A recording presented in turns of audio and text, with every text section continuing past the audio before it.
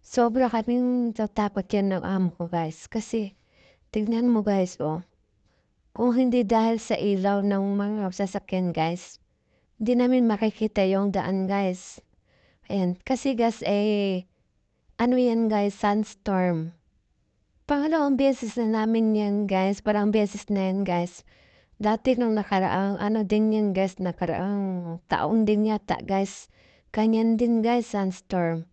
Wala kaming makikitang daan guys. So, ang nagpapaliwanag lang sa amin ay yung ilaw na sasakyan. Alam niyo ba guys, ako'y antok na antok dyan. Pero nung makita ko na ganyan ang madadaanan namin guys, nawala talaga yung antok ko, grabe.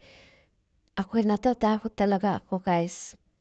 Hindi ko in-expect na uuwi kami ng ganyan ang madadaanan namin guys. Todo ako dasal guys na sana maging okay lang.